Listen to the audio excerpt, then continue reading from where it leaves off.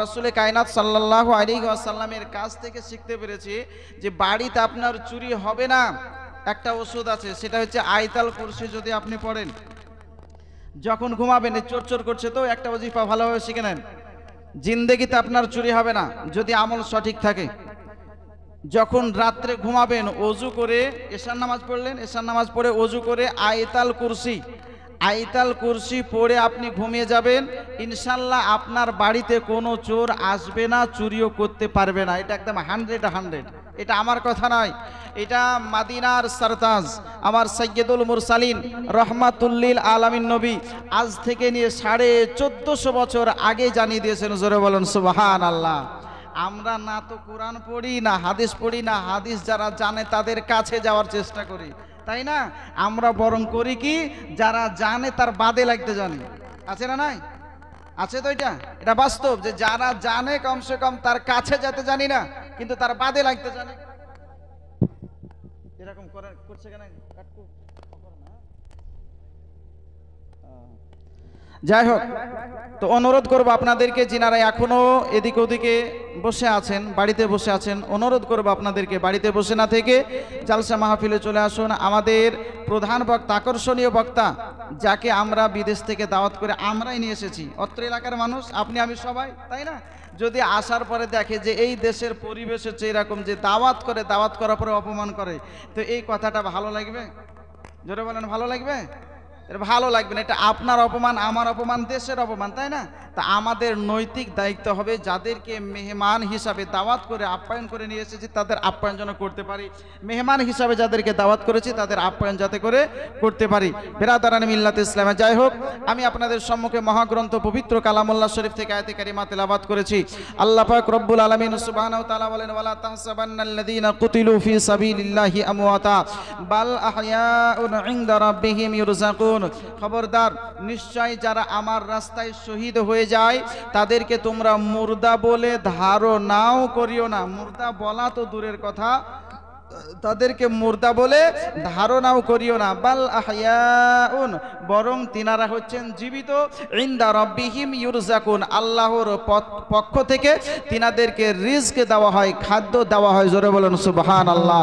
আল্লাহ পাক রব্বুল আলামিন সুবহানাহু ওয়া তাআলা পবিত্র কালামুল্লাহ শরীফের মধ্যে একাধিক জায়গাতে একই রকম আর্থিক অর্থ মানেগত দিক থেকে, অর্থের দিক থেকে আপনার প্রায় একই রকমই আসে, যে আল্লাহ পাক রব্বুল আলামিন সুবহানাহু তাআলা তিনি আপনার জানিয়ে দিয়েছেন যে যারা আল্লাহর রাস্তায় শহীদ হয়ে যায় তাদেরকে তোমরা মুর্দা বলিও না।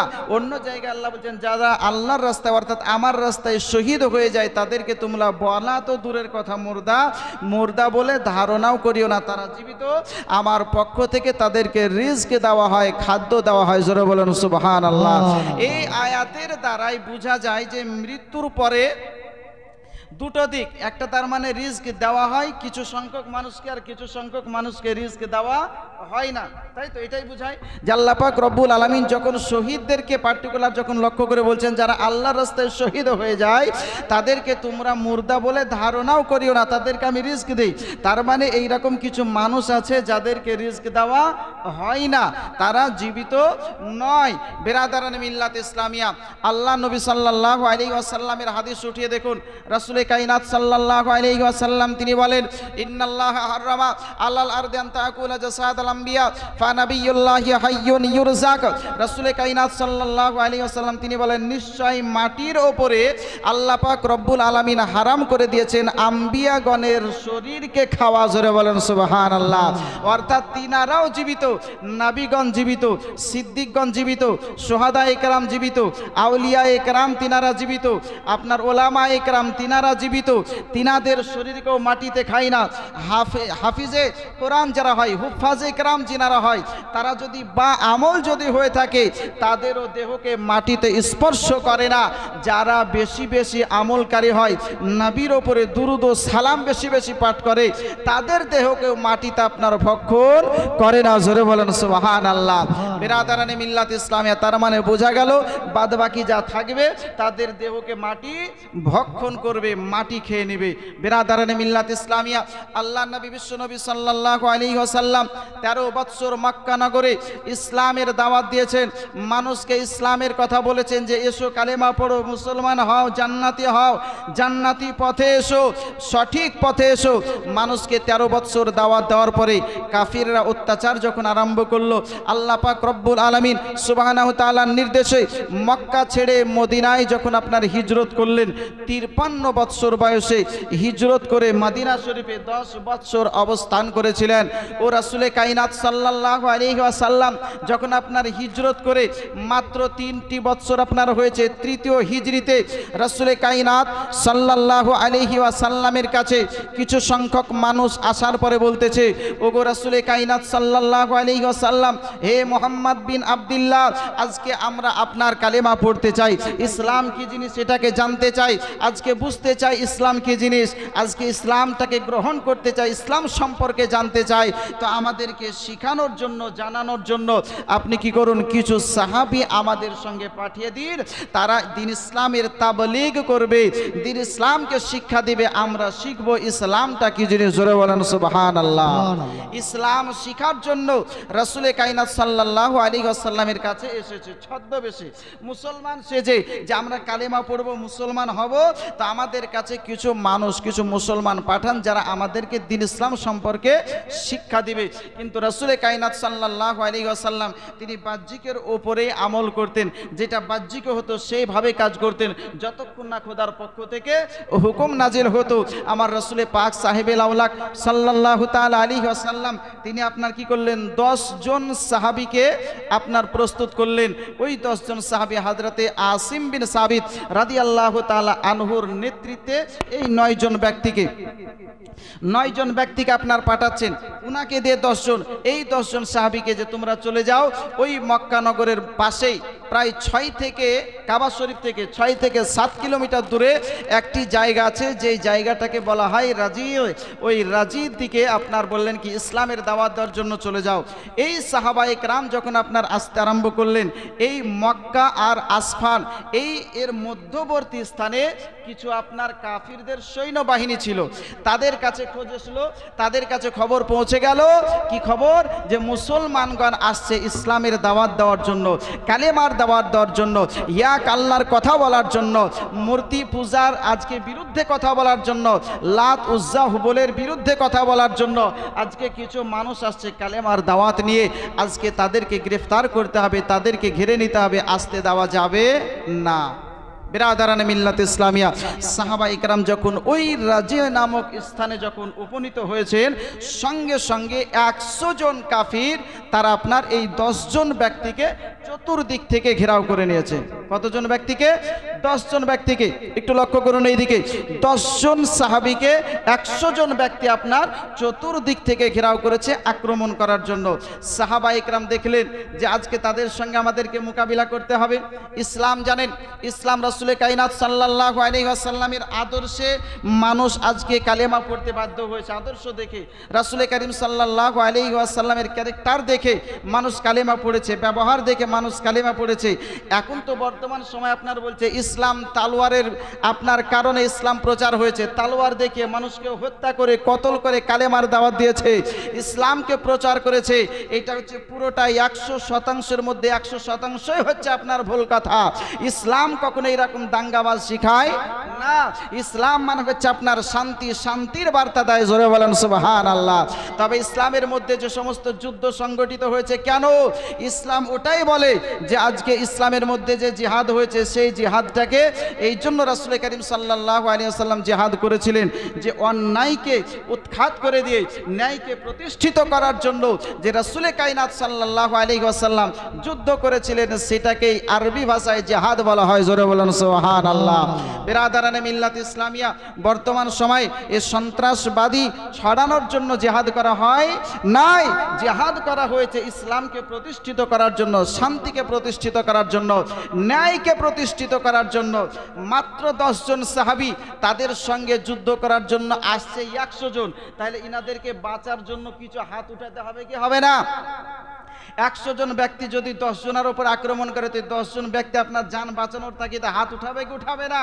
বিরাদারানে মিল্লাত ইসলামিয়া, এই যুদ্ধটাকে বলা হয় রাজি, গাজওয়ায়ে রাজি। বিরাদারানে মিল্লাত ইসলামিয়া, রাসূলে কায়নাত সাল্লাল্লাহু আলাইহি ওয়াসাল্লামের সাহাবায়ে কেরাম ওই 100 জন কাফিরের সঙ্গে মোকাবিলা করতে আরম্ভ করলেন। জোরে বলুন সুবহানাল্লাহ।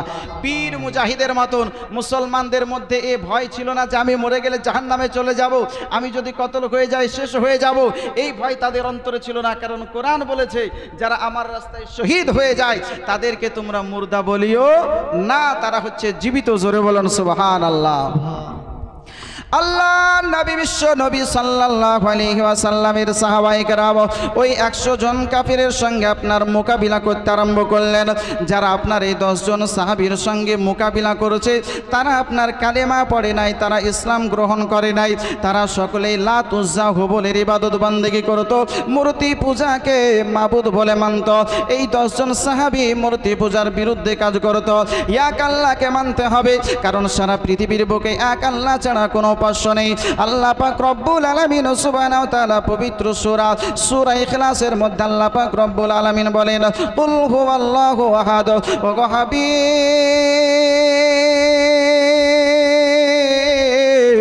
আপনি জগতের মানুষকে জানিয়ে দিন আল্লাহ হলেন একক।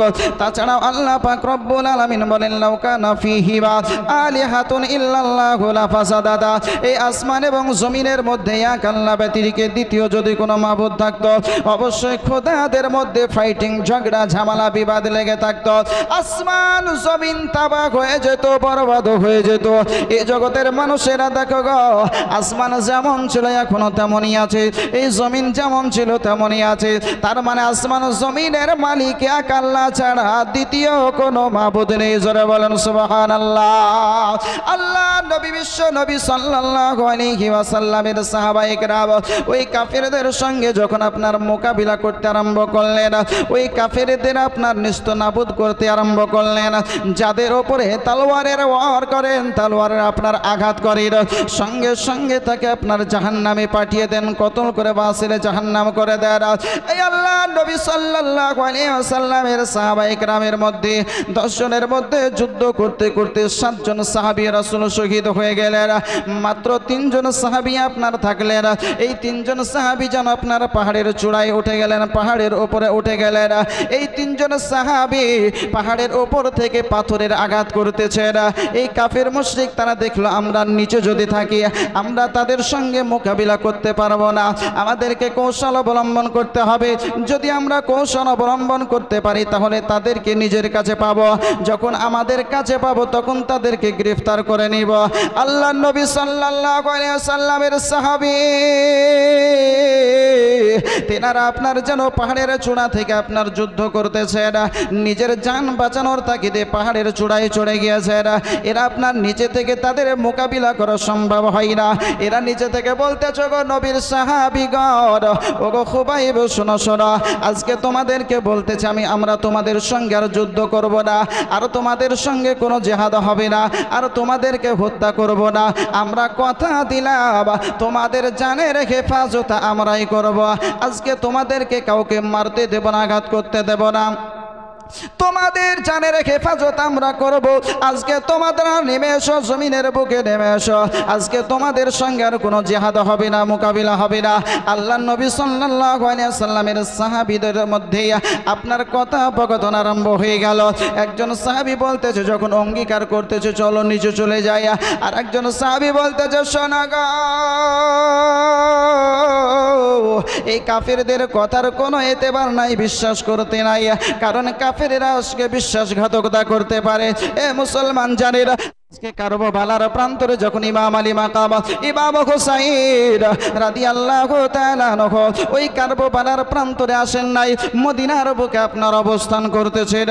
ওই কুফা দেশের মানুষ 1-2 করতে করতে 150 খানা চিঠি আপনার দিয়েছিল, ও গো হুসাইন, আজকে তুমি এসে ইসলামের দাওয়াত দাও, তোমাকে সরদার হিসাবে মেনে নেব, আজকে তোমাকে নেতা হিসাবে মানব, আমিরুল মুমিনিন হিসাবে মেনে নেব। ইমাম আলী মাকাম ইমাম হুসাইন রাদিয়াল্লাহু রাদিয়াল্লাহু তাআলা আনহু যখন কুফায় আপনার উপনীত হলেন, ইমাম হুসাইন শহীদ হয়ে গেল। ইমাম হুসাইনের বড় ছেলে আলী আকবর আপনার শহীদ হয়ে গেল, আলী আসগার শহীদ হয়ে গেল, আব্বাসকে শহীদ করা হলো, আউনো মোহাম্মদকে আপনার শহীদ করা হলো। এক দুই করতে করতে আপনার প্রায় 72 জন জানেসারের মধ্যে অনেককে আপনার শহীদ করে দেওয়া হলো। ইমাম আলী মাকাম রাদিয়াল্লাহু তাআলা আনহুর সঙ্গে বিশ্বাসঘাতকতা করেছিল। আজকে কাফেরদের কথার কোনো এতেবার নাই, বিশ্বাস করা যাবে না। কিন্তু নবীর সাহাবীদের মধ্যে যখন বললেন কেউ চলো গো চলো, আজকে হতে পারে এটা যে আজকে আমাদের সঙ্গে আর যুদ্ধ হবে না, আমাদের সঙ্গে আর যুদ্ধ করবে না, আমাদের উপর আক্রমণ করবে না।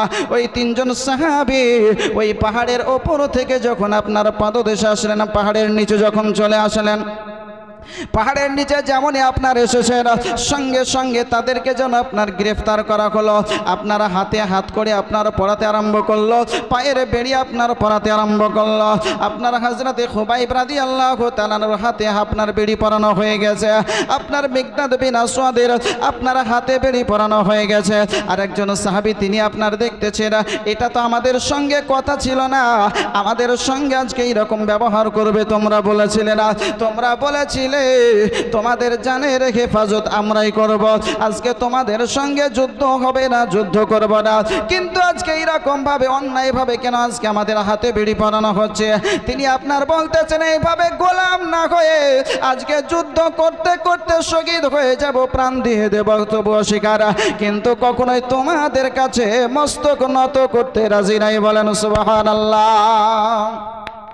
আল্লাহ নবী বিশ্ব নবী সাল্লাল্লাহু আলাইহি ওয়াসাল্লামের সাহাবী তিনি আপনার কি করলেন, তাদের সঙ্গে যুদ্ধ করতে করতে তিনি এক পর্যায়ে শহীদ হয়ে গেলেন। মাত্র 2 জন ব্যক্তি আপনার থাকলো 10 জনের মধ্যে, 8 জন ব্যক্তি শহীদ হয়ে গেছেন। ইসলামের খাতিরে জান দিয়ে দিয়েছেন, ইসলামের খাতিরে জীবন উৎসর্গ করে দিয়েছেন। মাত্র 2 জন সাহাবী আপনার বেঁচে আছেন, কিন্তু তবুও তিনারা আসামি হয়ে আছেন। তিনাদের হাতে আপনার বেড়ি পরানো রয়েছে, পায়ে বেড়ি পরানো রয়েছে। আজকে তিনাদেরকে আপনার টানতে টানতে মক্কার বাজারে নিয়ে যাওয়া হচ্ছে। মক্কার বাজারে যাওয়ার পরে বর্তমান সময়ে যেমন আপনার গরু ছাগলকে বিক্রয় করা হয়, এইরকম ভাবে আজকে সেই সময় মানুষদেরকে আপনার বিক্রয় করা হতো। এ খুবাইব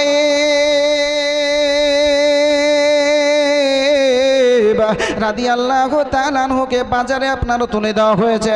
খুবাইব রাদিয়াল্লাহু তাআলা আনহুর সঙ্গে আরেকজন যে সাহাবী রয়েছেন তিনাকেও বাজারে তুলে দেওয়া হয়েছে, আপনার বিক্রয় করা হবে। হযরতে খুবাইব রাদিয়াল্লাহু তাআলা আনহুকে কে ক্রয় করছে দেখো না, হারিস বিন আমিরের ছেলেরা হযরতে খুবাইব রাদিয়াল্লাহু তাআলা আনহুকে আপনার ক্রয় করে নেওয়ার পরে আজকে বাড়ির দিকে রওনা হয়েছে।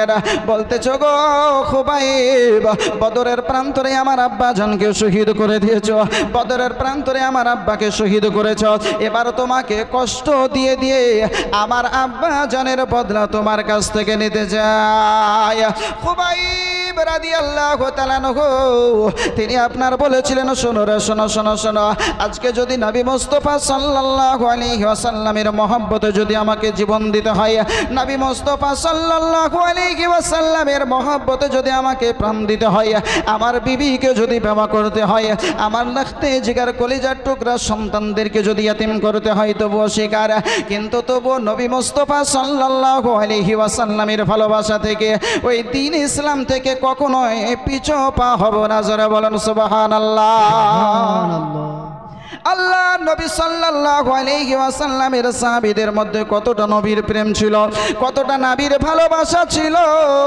আল্লাহ নবী সাল্লাল্লাহু আলাইহি ওয়াসাল্লামের সাহাবীগণ তিনারা যখন আপনারা এই রকম ভাবে কথা বলতে আরম্ভ করলেন, হযরতে খুবাইব রাদিয়াল্লাহু তাআলা আনহুকে একটি আপনার আবদ্ধ ঘরের ভিতরে, একটি আপনার কায়েদখানার মতন ঘরের ভিতরে আপনার আবদ্ধ করে রেখে দিল। ওই সময় আপনার এই রকম জেলখানা ছিল না, এই রকম কোন জেলখানার আপনার ব্যবস্থাও ছিল না, যাকে আসামি হিসাবে রাখা হতো নিজ গৃহের মধ্যে একটি আবদ্ধ ঘরের মধ্যে আপনার বন্ধ করে রেখে দেওয়া হতো। খুবাইব রাদিয়াল্লাহু তাআলা আনহুকে আসামি হিসাবে রাখার জন্য একটি ঘরের ভিতরে আপনার আবদ্ধ করে রেখে দেওয়া হয়েছে। খুবাইব রাদিয়াল্লাহু তাআলা আনহুকে বলা হয়েছে তাকে খেতে দেবে না, তাকে পানি পান করতে দেওয়া হবে না, এই রকম ভাবে অনাহারে কয়েকদিন ধরে তাকে রেখে দেওয়া হবে।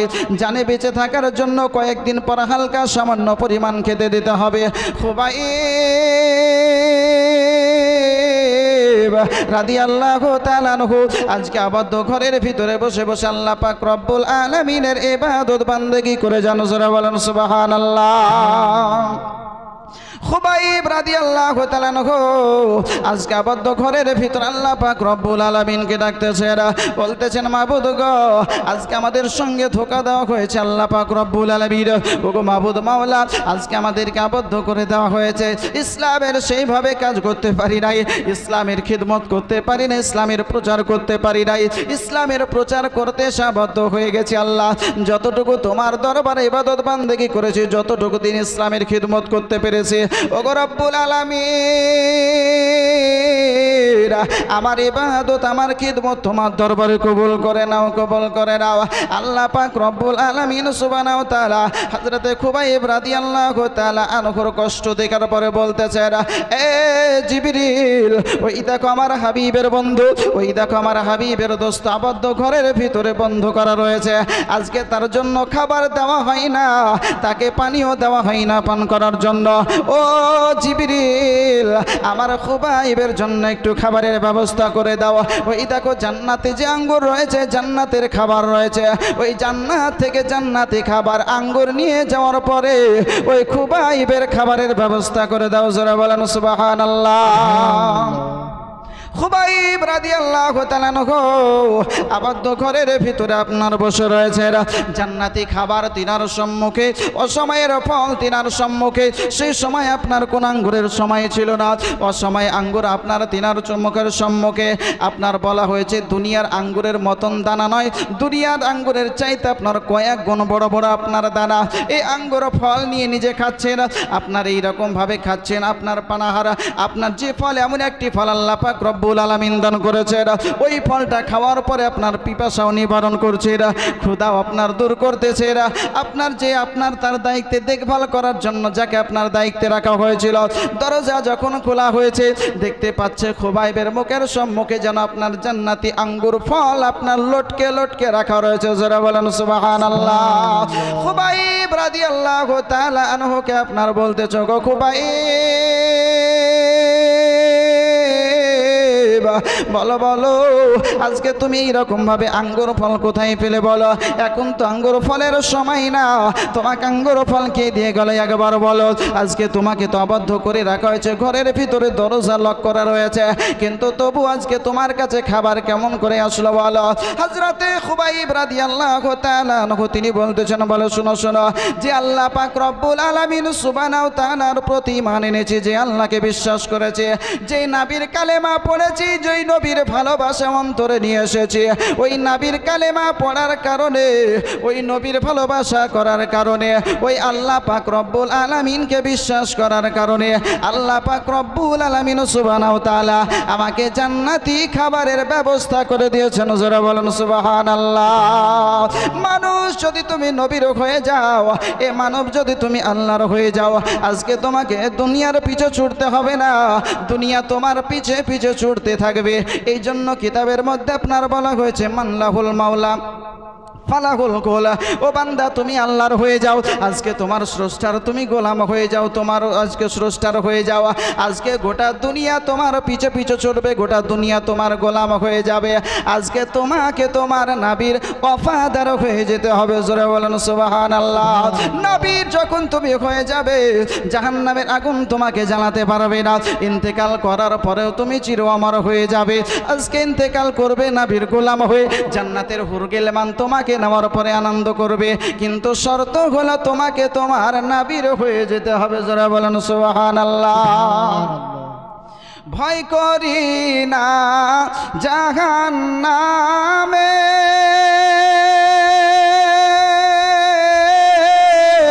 আগুন ডরায় আমার নবীর নামে রে,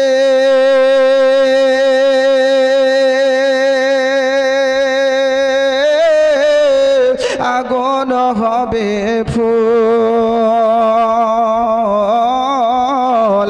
আরে খোদার নূরে তৈরি গয়া আমার মোহাম্মদ রাসূল খোদার নূরে তৈরি গয়া আমার মোহাম্মদ রাসূল জান্নাতে রয়ে হুরো পরি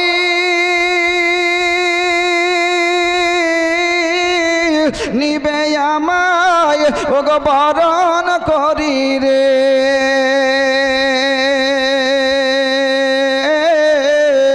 গলায় পরাবে ফুল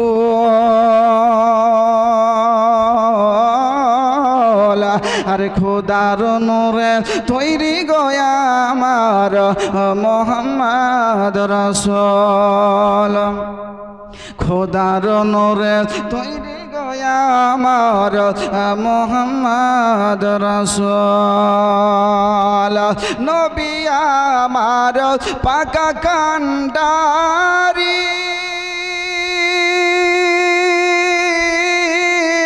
আরে শক্ত হালে ধরবেন তরি রে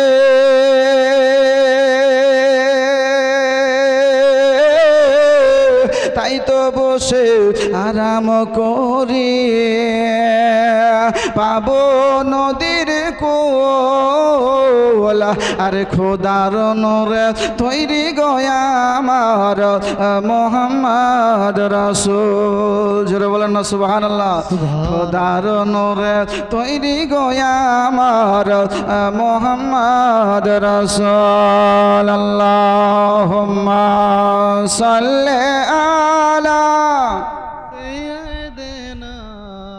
মাওলানা মুহাম্মদ ওয়া আলা আলি সাইয়্যিদিনা মাওলানা মুহাম্মদ সাল্লাল্লাহু তাআলা আলাইহি ওয়াসাল্লাম হযরতে খুবাইব রাদিয়াল্লাহু তাআলা আনহুকে আপনার একটা ঘরের ভিতরে আবদ্ধ করে রেখা দেওয়া হয়েছে বলে খাবারও যাবে না পানিও যাবে না কিন্তু আল্লাহ পাক রব্বুল আলামিন বলছেন আমি যাকে খেতে দেব দুনিয়ার মানুষ তাকে রুখতে পারবে না পারবে জোরে বলেন পারবে শুনছেন তো না শুনছেন না শুনছেন তো নাকি আল্লাহ পাক রব্বুল আলামিন যার রিজকে বরকত দিবেন দুনিয়ার মানুষ তার রিজক কমাতে পারবে জোরে বলেন না বিরাদারানে মিল্লাত ইসলামী আল্লাহ পাক রব্বুল আলামিন যাকে সম্মান দিবেন দুনিয়ার মানুষ তার সম্মান কমাতে পারবে না গোটা পৃথিবী যদি লেগে যায় কিন্তু তবুও তার সম্মানের হানি করতে পারবে না গোটা পৃথিবীর যদি মানুষ লেগে যায় তবুও তার রুজি কমাতে পারবে না যতই হিংসা করুক আর যতই বিদ্বেষ করুক যত যা ইচ্ছা আছে করুক আল্লাহ পাক রব্বুল আলামিন যদি কারো মান সম্মানকে বাড়িয়ে দেয় অসম্ভব তার মান সম্মানকে কেউ কমাতে পারবে না কোরআন বলছে ইন্নাল্লাহা ইয়ারযুকু মান ইয়াশাউ বিগাইরি হিসাব নিশ্চয় আল্লাহ মানুষকে বিনা হিসাবে আপনার কি করেন খাদ্য দান করেন জোরে বলেন সুবহানাল্লাহ কত খাবার আপনি আমি খাই এটার প্রতি ভরসা আছে তো নাকি এটা কোরআনের আয়াত আল্লাহ পাক রব্বুল আলামিন বলেন ইন্নাল্লাহা ইয়ারযুকু মান ইয়াশাউ বিগাইরি হিসাব আল্লাহ পাক রব্বুল আলামিন যাকে যতটা চান যেভাবে চান সেভাবে রিজক দান করতে পারেন যদি আপনি আমি বাড়িতে বসে থাকি চোরের ভয়ে যদি সামানপত্র লুকিয়ে গুছিয়ে বসে থাকি যে যদি চুরি না করে তাহলে আমার সামানপত্র ঠিক থাকবে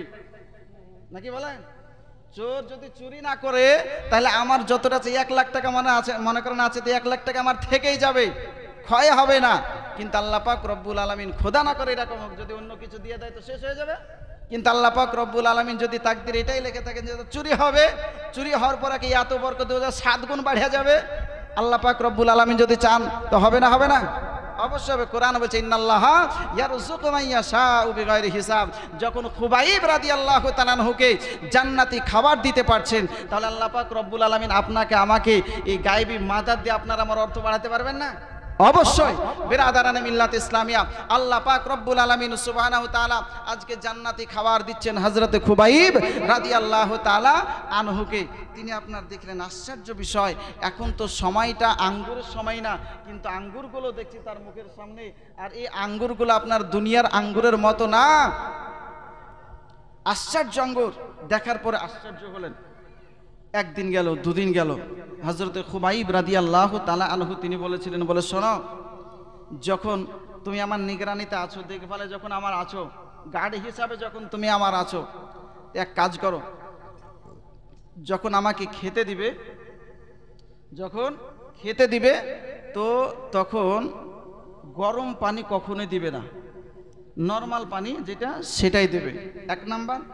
2 নাম্বার হচ্ছে কোনো কাফিরের হালাল করা, মানে কোনো কাফিরের জবাই করা কোনো পশুর মাংস আমাকে খাওয়াবে না। 3 নাম্বার কথা হলো, যখন আমার ইন্তেকালের সময় হবে, যখন আমাকে ফাঁসির মঞ্চে চড়ানো হবে, যখন আমাকে কতল করার সময় হবে, তো তার আগে আমাকে খবর করবে, আমাকে বলবে, জানাবে। যে গার্ড হিসাবে ছিল সে বলে আচ্ছা ঠিক আছে, সেটাই হবে। হযরতে খুবাইব রাদিয়াল্লাহু তাআলা আনহু এভাবে 1 দিন 2 দিন করতে করতে যেই মাসগুলো নিয়ে যুদ্ধ করা হারাম ছিল, ওই মাসগুলো যখন অতিবাহিত হয়ে গেল, তারপরে হযরতে খুবাইব রাদিয়াল্লাহু তাআলা আনহুকে একদিন বলতেছে, আজকে তোমার হচ্ছে শেষ সময়, আজকেই তোমাকে দুনিয়া ছেড়ে চলে যেতে হবে, আজকেই তোমার জীবনের শেষ, আজকেই তোমাকে দুনিয়া থেকে বিদায় নিতে হবে। হযরতে খুবাইব রাদিয়াল্লাহু তাআলা আনহু তিনি আপনার বলেছিলেন, শোনো, যখন আমি দুনিয়া ছেড়ে চলে যাব, তাহলে এক কাজ করো, আমাকে একটি খুর দাও, খুর, বিলেট। শরীরের মধ্যে বেশ কিছু অঙ্গ আছে, যে অঙ্গগুলো পরিষ্কার করা প্রয়োজন। অনেকে আমরা এ সম্পর্কে অবগত নয়। জেনে রাখা দরকার আমাদেরকে যে আমরা যারা নামাজ পড়ছি, নামাজ পড়ার জন্য প্রথম শর্ত হচ্ছে আপনার তাহারাত, পবিত্রতা অর্জন করা। যদি আমি পবিত্রই না হই, আমার কোনো ইবাদত কাজেই লাগবে না। তাহলে প্রথম কাজ হচ্ছে আপনাকে পবিত্র হওয়া শিখতে হবে।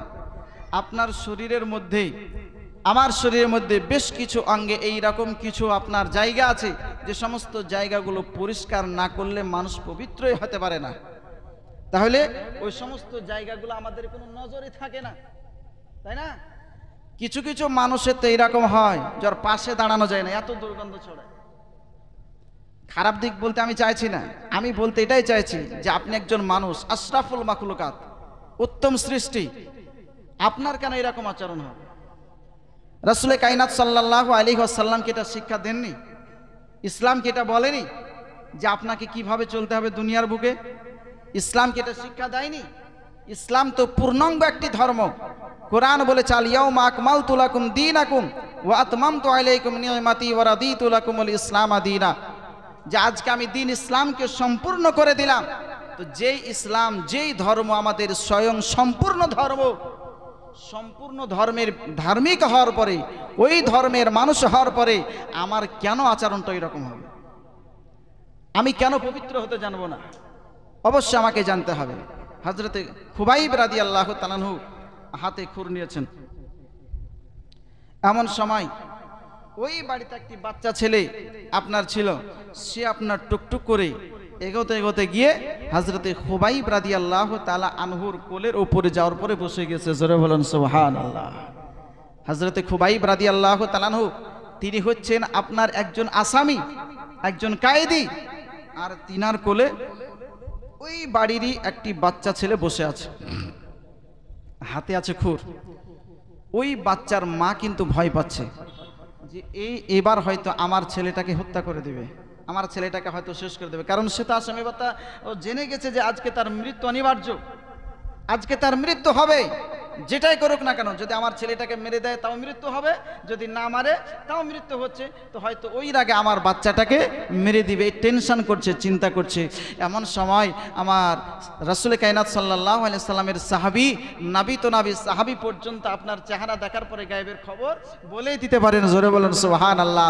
হযরতে খুবাইব রাদিয়াল্লাহু তাআলা আনহু বলতেছেন, বলে মা তুমি টেনশন করতেছো তোমার বাচ্চাকে নিয়ে, ইসলাম এটা শিক্ষা দেয় না যে আজকে অন্যায়ভাবে কোনো সন্তানকে হত্যা করব, কতল করব। ইসলাম এটা কখনোই বলে না। জোরে বলেন সুবহানাল্লাহ। মেয়েটি বলতেছে, বলে জীবনের বুকে অনেক কায়েদি দেখেছি, কিন্তু এই রকম এত আদর্শবান, এত চরিত্রবান আসামি জিন্দেগিতে কোনোদিন দেখি নাই। জোরে বলেন সুবহানাল্লাহ। ওই মেয়েটা শেষ পর্যন্ত কালিমা পড়তে বাধ্য হয়েছিল, কালিমা পড়ে মুসলমান হয়েছিল। ইসলাম তালোয়ারের বলে, তালোয়ারের ভয়ে ইসলাম প্রচার হয় নাই, ইসলাম প্রচার হয়েছে আদর্শ দিয়ে, আখলাক দিয়ে, চরিত্র দিয়ে। জোরে বলেন সুবহানাল্লাহ। হযরতে খুবাইব রাদিয়াল্লাহু তাআলা আনহু আপনার কি করলেন, তিনি আপনার পবিত্র হওয়ার পরে তিনি একদম প্রস্তুত। তো তিনাকে বলতেছে, বলে চলো এখন তোমাকে ফাঁসির মঞ্চে নিয়ে যাওয়া হবে। ফাঁসির মঞ্চ তৈরি করা হতো, কিতাবের মধ্যে আপনার বলা হয়েছে এখন তো আপনার গলায় ফাঁস লটকে দেওয়া হয়, তাই না? যাদেরকে ফাঁসি দেওয়া হয় গলায় আপনার ফাঁসি লটকে দেওয়া হয়, ফাঁস লটকে তাকে আপনার ঝুলিয়ে দেওয়া হয়। সেই সময় কিন্তু এইরকম হতো না, নিচে থেকে আপনার তীর এইরকম করে বড় করে রাখা হতো, আর উপর থেকে তাকে লটকে আচানকা ছেড়ে দেওয়া হতো। আচানক ছাড়ার পরে একদম এত জোরে বসতো তীরের উপরে, সঙ্গে সঙ্গে আপনার এইরকম পেছন দিয়ে কলিজার ফেড়ে, মগজ ফেড়ে, মাথা দিয়ে তীর বেরিয়ে যেত। এমন আপনার পশুর মতন আচরণ করত মুসলমানদের সঙ্গে। আজকে এই রকম শাস্তি দেওয়ার জন্য, সাজা দেওয়ার জন্য ফাঁসির মঞ্চ তৈরি করা হয়েছে। আর বলা হয়েছে গোটা মক্কা নগরে জানিয়ে দাও যে আজকে খুবাইবকে ফাঁসির মঞ্চে চড়ানো হবে, ফাঁসির মঞ্চে তাকে চড়িয়ে ফাঁসি দেওয়া হবে। আজকে গোটা মক্কার মানুষ দেখে নিবে যে খুবাইব কালেমা পড়েছিল, মুসলমান হয়েছিল। আজকে তার কারণে এইরকম ভাবে কষ্ট দিয়ে তাকে দুনিয়া হতে বিদায় করা হচ্ছে, আগামীতে যাতে করে কোনো মানুষ কালেমা পড়ার কথা মুখে আনতে না পারে। কিন্তু হযরতে খুবাইব রাদিয়াল্লাহু তাআলা আনহু তিনি আপনার কত মজবুত ঈমানের মানুষ ছিলেন, রাসূল কারীম সাল্লাল্লাহু আলাইহি ওয়াসাল্লামের কত বড় প্রেমিক ছিলেন। এত কিছু দেখার পরও ইসলাম থেকে এক পাও পিছে হটে আসেন নাই। জোরে বলেন সুবহানাল্লাহ। হযরতে খুবাইব রাদিয়াল্লাহু তাআলা আনহুকে এক পা দুপা করে যখন আপনারা ফাঁসির মঞ্চের দিকে আপনার নিয়ে আসা হলো, হযরতে খুবাইব রাদিয়াল্লাহু তাআলা আনহুকে বলতেছে, খুবাইব শোনো শোনো, আজকে তোমার শেষ সময়, আজকে তোমার ইন্তেকাল হয়ে যাবে, তুমি শাহাদাত বরণ করবে, দুনিয়া হতে তোমাকে চলে যেতে হবে। ওগো খুবাইব, আজকে তোমার ইন্তেকালের আগে তোমার কিছু মনের বাসনা যদি থাকে বলো, আজকে তোমার মনের বাসনাটাকে পূর্ণ করে দাও হবে। হযরতে খুবাইব রাদিয়াল্লাহু তাআলা তিনি আপনার বলেছিলেন, শোনো শোনো, আজকে তুমি আমার মনের কি বাসনা পূর্ণ করতে দিবে বলো। বলতেছে, বলে খুবাইব শোনো শোনো, আজকে তোমার জীবনের শেষ সময়, আজকে যদি তোমার মাকে দেখতে চাও তোমার মাকে দেখতে দেওয়া হবে, তোমার পিতাকে যদি দেখতে চাও তোমার পিতাকে দেখতে দেওয়া হবে, তোমার বিবি সাহেবাকে যদি দেখতে চাও তোমার বিবিকে দেখতে দেওয়া হবে, তোমার লাখতে জিগার কলিজার টুকরা সন্তানকে যদি দেখতে চাও তোমাকে সন্তান দেখতে দেওয়া হবে। আজকে যা দেখতে চাইবে, যা খেতে চাইবে তোমাকে খেতে দেওয়া হবে, দেখতে দেওয়া হবে। খুবাইব রাদিয়াল্লাহু তাআলা আনহু বলেছিলেন, শোনো গো, যখন তোমরা আমাকে একটু সময় দিলে, শোনো শোনো, আমাকে একটু পানি দাও, আমি একটু ওযু করে নিতে চাই, আমাকে যখন একটু সময় দিয়েছ, আজকে আমি 2 রাকাত নামাজ পড়তে চাই। যখন আমি 2 রাকাত নামাজ পড়বো, আমার নবী মুস্তাফা সাল্লাল্লাহু আলাইহি ওয়াসাল্লামের উম্মতের মধ্যে ছোট্ট একটা মডেল হয়ে যাবে। জোরে বলেন সুবহানাল্লাহ। মৃত্যুর শয্যায় যাওয়ার পরেও তোমার জন্য নামাজ মাপ হবে না। ওরে বান্দা, আল্লাহ পাক রব্বুল আলামিন তোমাকে তৈরি করেছেন, আল্লাহ পাক রব্বুল আলামিনের ইবাদত বান্দেগি করার জন্য। আল্লাহ পাক রব্বুল আলামিন বলেন, মা খালাকতুল জিন্না ওয়াল ইনসা ইল্লা লিয়াবুদুন, আমি জিন এবং মানব সম্প্রদায়কে তৈরি করেছি আমি আল্লাহ আমার ইবাদত করার জন্য। জোরে বলেন সুবহানাল্লাহ। আল্লাহর ইবাদত করার জন্য বান্দা তোমাকে তৈরি করা হয়েছে। আজকে ছোট্ট একটা মডেল হয়ে যাবে। আজকে যখন তুমি সময় পাবে, আল্লাহ পাক রব্বুল আলামিন সুবহানাহু ওয়া তাআলার দরবারে একটু মাথাটা ঝুঁকিয়ে দেবে, সাজদা করবে, আল্লাহ পাক রব্বুল আলামিনকে ডাকবে। আজকে খুবাইব রাদিয়াল্লাহু তাআলা আনহু তিনি আপনার ওযু করে নামাজের জন্য দাঁড়াচ্ছেন, মনে মনে বলতেছেন, মাবুদ গো, এটা আমার আমার জীবনের শেষ নামাজ গো মাবুদ, জীবনে আর কোনোদিন নামাজ পড়তে পারবো না। মন চাইছে লম্বা কেরাত করে একটু তোমার দরবারে ইবাদত করব, মন চাইছে লম্বা রুকু করে তোমার দরবারে ইবাদত করব, মন চাইছে লম্বা সাজদা করব গো মাবুদ। কিন্তু আজকে যদি লম্বা কেরাত করি তারা ভাববে জীবনের ভয়ে খুবাইব লম্বা কেরাত করতে আরম্ভ করেছে। আমি যদি লম্বা রুকু করি আজকে তারা বলবে খুবাইব আজকে প্রাণের ভয়ে লম্বা রুকু করতে আরম্ভ করেছে। লম্বা সাজদা যদি করি আজকে তারা বলবে খুবাইব আজকে প্রাণের ভয়ে লম্বা সাজদা করতে আরম্ভ করেছে। খুবাইব মনে ইচ্ছা থাকা সত্ত্বেও তড়িঘড়ি যেন নামাজটা আদায় করলেন। নামাজ কমপ্লিট হয়ে গেছে, কাফেরেরা আপনার বলতেছো খুবাইবা এত তাড়াতাড়ি তুমি নামাজ কমপ্লিট করে দিলে কেন, একবার বলো। এত তাড়াতাড়ি তুমি আজকে রুকু করলে, সাজদা করলে, অন্য সময়তেই তো তুমি এত তাড়াতাড়ি নামাজ পড়ো নাই।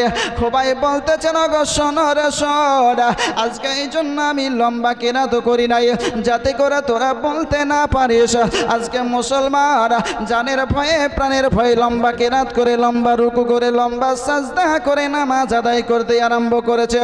মুসলমান গণনাবীর প্রেমিক গণ কখনোই আজকে সার কাটানোর জন্য, মাথা কাটানোর জন্য, আজকে দেহ থেকে আজকে মাথাটাকে বিচ্ছেদ করতে, আজকে শহীদ হতে কখনোই ভয় পাই না। জোরে বলেন সুবহানাল্লাহ।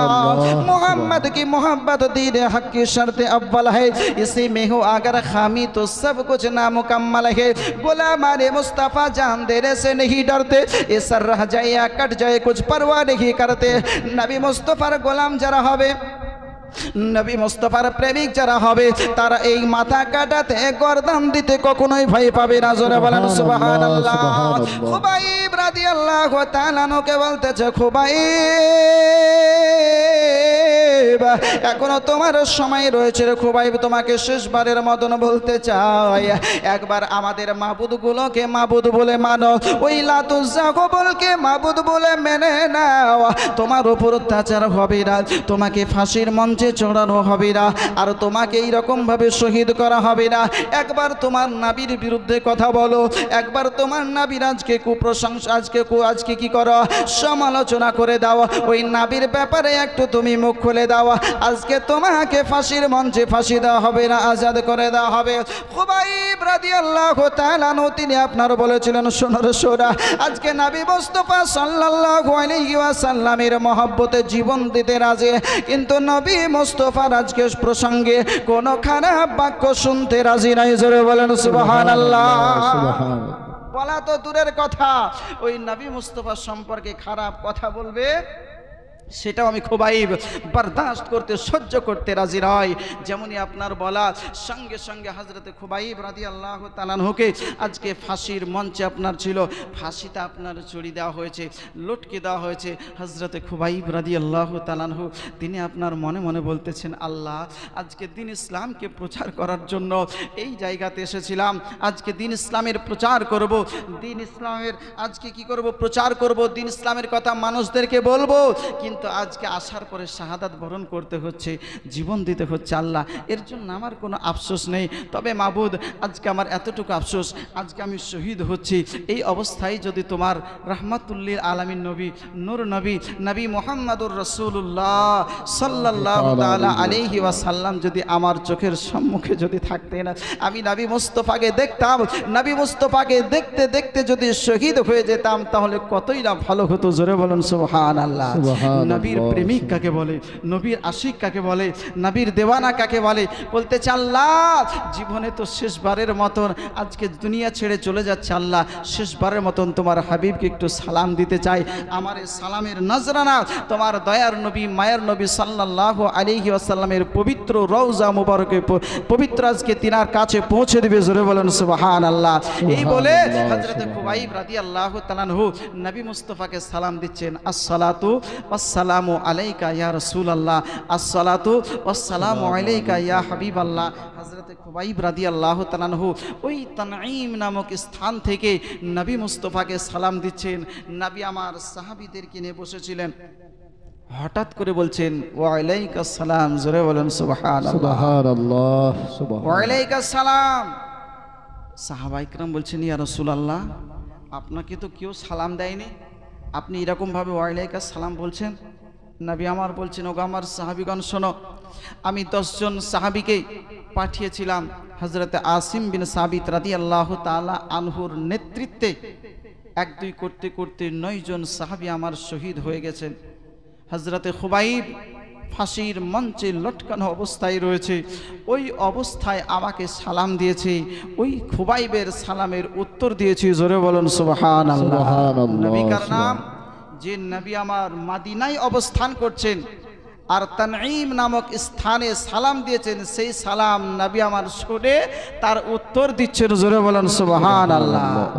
নবী মুস্তাফা সাল্লাল্লাহু আলাইহি ওয়াসাল্লামের আজকে যা পাওয়ার, তিনি যা শুনেন তা আমরা শুনতে পাই না, আর তিনি যা দেখেন তা আমরা দেখতে পাই না।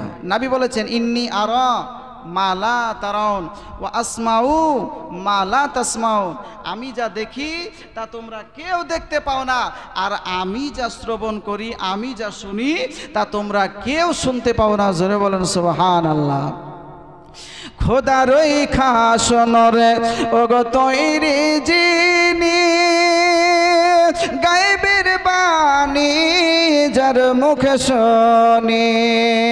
খোদার ওই খাসনরে ওগো তৈরি যিনি, গায়েবের বাণী যার মুখে শুনি। दूसरा कोना माबूद নাই, दूसरा कोना माबूद নাই, या अल्लाह या मुस्ताफा मुर्तज़ा नबी सल्ले अला या मुस्ताफा मुर्तज़ा नबी सल्ले अला। কেউ বলে নবীজি ওগো নূরের পুতুল, কেউ বলে নবীজি গোলাপ ফুল, কেউ বলে নবীজি ওগো নূরের পুতুল, কেউ বলে নবীজি গোলাপ ফুল। নয় সে গোলাপ নয় সে পুতুল, নয় সে গোলাপ নয় সে পুতুল, নূরুল্লাহ ইয়া মুস্তাফা মুরতাজা নবী সাল্লে আলা ইয়া মুস্তাফা মুরতাজা নবী সাল্লে আলা। হযরতে খুবাইব রাদিয়াল্লাহু তাআলা আনহু তিনি আপনার ফাঁসির মঞ্চে আল্লাহ নবী সাল্লাল্লাহু আলাইহি ওয়াসাল্লামকে যেমনই আপনার সালাম দিয়েছেন, কাফির মুশরিক ওই হারিস বিন আমিরের ছেলেরা আপনার বলতেছে বলে, হে খুবাইব, আজকে নবী মুস্তাফা সাল্লাল্লাহু আলাইহি ওয়াসাল্লামকে বলেছিলাম ওই নবী মুস্তাফা সম্পর্কে একটু তোমাকে আজকে কি করতে হবে, একটু তোমাকে সমালোচনা করতে হবে, খারাপ কিছু কথা বলতে হবে। আজকে খারাপ কিছু কথা না বলে ওই নবী মুস্তাফা সাল্লাল্লাহু আলাইহি ওয়াসাল্লামকে সালাম দিচ্ছ। ওই নবী মুস্তাফার কালেমা পড়ার কারণে আজকে তোমাকে ফাঁসির মঞ্চে লটকাতে হয়েছে, আজকে তোমাকে ফাঁসির মঞ্চে আসতে হয়েছে, আজকে জীবন দিতেও তোমাকে হচ্ছে। ও খুবাইব, একবার তোমার নবী সম্পর্কে একটু সমালোচনা করে দাও, একবার ওই আল্লাহকে অস্বীকার করে দাও, একবার আমাদের লাতুজ্জা হুবলকে মাবুদ বলে মেনে নাও। আজকে তোমাকে ফাঁসির মঞ্চে থাকতে হবে না, হবে না, এখনই তোমাকে স্বাধীন করে দেওয়া হবে। খুবাইব রাদিয়াল্লাহু তাআলা তিনি আপনার বলেছিলেন, শোনো রে সোরা, আজকে এইরকম ভাবে একবার নয়, আল্লাহ পাক রব্বুল আলামিন সুবহানাহু ওয়া তাআলা যদি আমাকে 100 বার যদি প্রাণ দেয়, 100 বার আল্লাহর রাস্তায় প্রাণ দিতে রাজি আছি, কিন্তু নবী মুস্তাফার ব্যাপারে কখনোই সমালোচনা করতে রাজি নয়। বলেন সুবহানাল্লাহ। আল্লাহ নবী বিশ্ব নবী সাল্লাল্লাহু আলাইহি ওয়াসাল্লাম সম্পর্কে খারাপ মন্তব্য করতে রাজি নয়, আল্লাহকে অস্বীকার করতে রাজি নয়, ওই লাতুজ্জা হুবলকে মানতে রাজি নয়। যেমনই আপনার বলা সঙ্গে সঙ্গে যেন আপনার জান্নাত কি করলো, ওই আপনার হযরতে খুবাইব রাদিয়াল্লাহু তাআলা আনহুর ডান বাজুতে আপনার আঘাত করে দিল। এত জোরে আঘাত করলো হযরতে খুবাইব রাদিয়াল্লাহু তাআলা আনহুর ডান বাজুটা কেটে যেন জমিনের বুকে পড়ে গেল। অপরাধ কিছু করে নাই, কোনো মানুষকে গালি দেয় নাই, কোনো মানুষের অন্যায় করে নাই, কোনো মানুষের জমি জায়গা দখল করে নাই। খুবাইব রাদিয়াল্লাহু তাআলা শুধুমাত্র এক আল্লাহকে বিশ্বাস করেছে। এত জোরে আঘাত করেছে খুবাইবের হাতখানা কেটে যেন জমিনের বুকে পড়ে কাটা মুরুক যেন আপনার জমিনের বুকে ছেড়ে দিলে আপনার তড়পে বেড়ায়, কাটা হাতখানা জমিনের বুকে যেন আপনার তড়পে বেড়াচ্ছে। খুবাইবকে বলতেছে, খুবাইব তোমার চোখের সম্মুখে তোমার দেহ থেকে হাতখানাকে কেটে দেওয়া হয়েছে, তোমার হাতখানা কাটা মোরগের মতন চটপট করে লাফিয়ে বেড়াচ্ছে, দেখো দেখো। ও খুবাইব একবার তুমি লাতুজ্জা হুবলকে মেনে নাও, একবার আমাদের মাবুদকে মাবুদ বলে মানো। অবশ্যই তোমাকে এখনো ফাঁসির মঞ্চ থেকে নামিয়ে দেওয়া হবে। এখনো তোমার একখানা হাত রয়েছে, দুটো পা রয়েছে, তোমার দেহ রয়েছে, তুমি এখনো করে কোনো মেকাতে পারবে। খুবাইব তুমি ফাঁসির মঞ্চ থেকে নেমে যাবে। খুবাইব রাদিয়াল্লাহু তাআলা আনহু তিনি আপনার একই রকমই উত্তর দিয়েছেন, আগেও যেমন উত্তর দিয়েছিলেন পরেও তেমনই আপনার উত্তর দিয়েছেন। এই জানলার দ্বিতীয়বার এত জোরে আঘাত করলো, এই বাম হাতখানা কেটে যেন আবার জমিনের বুকে আপনার পড়ে গেল। খুবাইবের বডি জমিনে, আপনার খুবাইবের বডি যেন ফাঁসির মঞ্চে, দুটো হাত কেটে জমিনের বুকে আপনার পড়ে গিয়েছে। এইরকম ভাবে কাটা হাতগুলো যেন আপনার তড়পে বেড়ায়। খুবাইব আজকে ফাঁসির মঞ্চে আপনার লটকার অবস্থায় রয়েছে, বলতেছে খুবাইব এখনো তুমি আল্লাহকে ছেড়ে দাও, আমাদের মাবুদগুলোকে মাবুদ বলে মানো। খুবাইব কি আপনার উত্তর দিয়েছিলেন। ডান পায়ের ওপরে এত জোরে আঘাত করলো, ডান পাটা কেটে যেন আপনার জমিনের বুকে পড়ে গেল। বাম পায়ে আপনার এইরকম ভাবে আঘাত করলো, বাম পাটাও কেটে জমিনের বুকে পড়ে গেল। শুধুমাত্র বডিটুকু আপনার লাট্টুর মতন ঘুরতেছে। খুবাইব রাদিয়াল্লাহু তাআলা আনহু ফাঁসির মঞ্চে আজকে এইরকম চার হাত পা কাটা অবস্থায়, গোটা দেহ রক্তাক্ত অবস্থায়। খুবাইব রাদিয়াল্লাহু তাআলা আনহু কিছু অপরাধ করে নাই, কাউকে গালি দেয় নাই, কাউকে অন্যায় কথা বলে নাই। একটাই মাত্র যদি অন্যায় হয়ে থাকে সেটাই এক আল্লাহকে বিশ্বাস করেছে। অন্যায় যদি হয় নবীর ভালোবাসা অন্তরে রেখেছে, নবীকে ভালোবেসেছে, নবীকে ভালোবাসার কারণে আজকে এইরকম ভাবে ফাঁসির মঞ্চে তাকে আপনার অন্যায়ভাবে হত্যা করা হচ্ছে। খুবাইব রাদিয়াল্লাহু তাআলা আনহু আজকে লাট্টুর মতন গোটা বডিটা যেন আপনার ঘুরতেছে, মনে মনে বলতেছেন আল্লাহ আমার চেহারা কানা আল্লাহ তুমি মদিনার দিকে করে দাও, আমার চেহারা কানা যদি মদিনার দিকে হয়ে যায় আমি শেষবারের মতন আমি নবী মুস্তাফাকে সালাম দিয়ে আমি মদিনার দিকে মুখ করে দুনিয়া হতে বিদায় নিতে যাই। জোরে বলেন সুবহানাল্লাহ। খুবাইব রাদিয়াল্লাহু তাআলা আনহু যেমনই আপনার মদিনার দিকে মুখ ঘোরানোর জন্য আল্লাহর কাছে দোয়া করতেছে, এই কাফের মুশরিকেরা বলতেছে খুবাইবা আজকে আবার মদিনার দিকে মুখ করতে যাও। ওই খুবাইবের মুখের ওপরে এত জোরে পাথরের আঘাত করলো, আজকে মুখের যে আপনার সম্মুখে দাঁতগুলি ছিল এই দাঁতগুলি যেন আপনার ভেঙে গেল, গোটা মুখ দিয়ে যেন আপনার দরদর করে রক্ত ঝরতে আরম্ভ করলো। খুবাইব রাদিয়াল্লাহু তাআলা আনহু বলতেছেন মাবুদ আজকে শেষবারের মতন তোমার হাবিব সাল্লাল্লাহু আলাইহি ওয়াসাল্লামকে সালাম জানাই। আল্লাহ আমার সালাম কানা তোমার দয়ার নবী মায়ার নবী সাল্লাল্লাহু আলাইহি ওয়াসাল্লামের পবিত্র আজকে বারগাহে পৌঁছে দাও। আল্লাহ নবী সাল্লাল্লাহু আলাইহি ওয়াসাল্লামের বারগাহে আমার সালাম কানা পৌঁছে দাও। খুবাইব রাদিয়াল্লাহু তাআলা আনহু আজকে কাফেরদেরকে ডাক দেওয়ার পরে বলেছিলেন নাকি মক্কার কাফেরেরা শোনো শোনা আজকে আমার মক্কানাকে মদিনার দিক থেকে ফিরিয়ে দিতে পারিস, কিন্তু আল্লাহ পাক রব্বুল আলামিন আমার বুকের ভিতরে আমার অন্তরখানা যে দিয়েছেন এই অন্তরখানাকে মদিনা থেকে ঘোরাতে পারিস না। জোরে বলেন সুবহানাল্লাহ। খুবাইব রাদিয়াল্লাহু তাআলা আনহু আজকে ফাঁসির মঞ্চে লাট্টুর মতন ঘুরতেছে।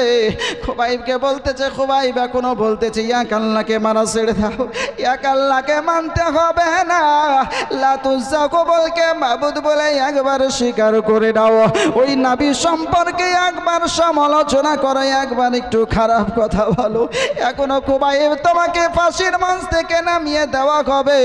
খুবাইব একটাই কথা বলেছিলেন এই প্রাণ যদি একবার নয় শতবার আল্লাহ পাক রব্বুল আলামিন আমাকে দেন, এই শতবার প্রাণ আল্লাহর রাগে কুরবান করতে রাজি আছে। জোরে বলেন সুবহানাল্লাহ।